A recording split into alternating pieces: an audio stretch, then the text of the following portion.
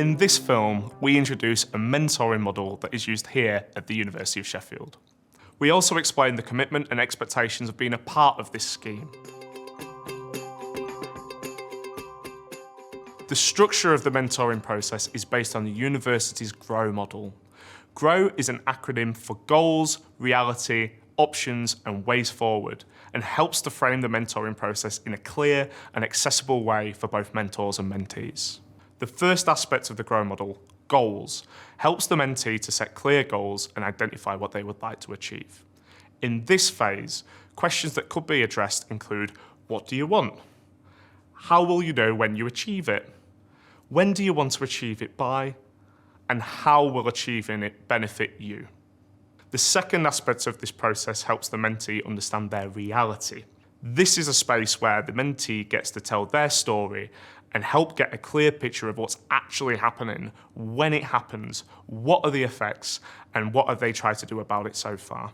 Here, the mentor and mentee work to clarify the situation in question and determine current impact and future implications. Self-assessment is encouraged here, and key questions focus on the following. What have you done so far to achieve your goal? What challenges have you met or overcome? What strengths do you have which may help? And what made you decide to do this now? The third stage of the mentoring process is to explore options.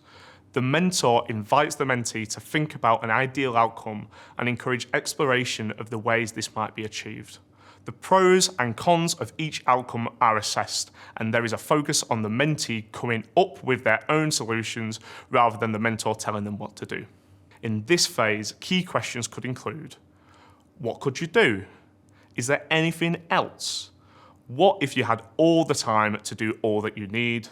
And what advice would you give to somebody else in the same situation? Finally, the mentor works with the mentee to arrive at a decision and identify a way forward to achieve what they have decided.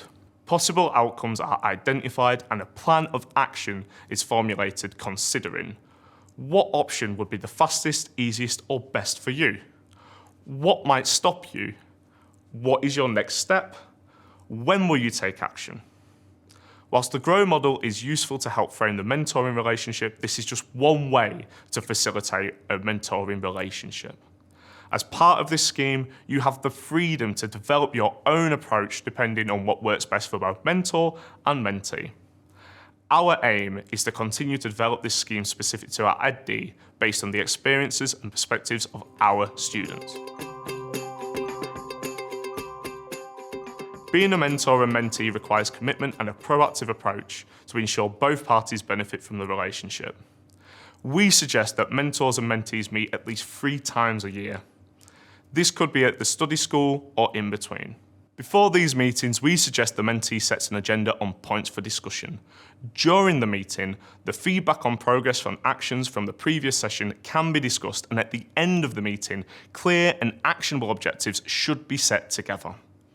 To help, we've set up an online platform using Google Chat, which will allow mentors and mentees to engage in a more generic community platform to address questions or concerns in between study school weekends. We'd also like mentors to be involved in running the sessions at the EdD weekend.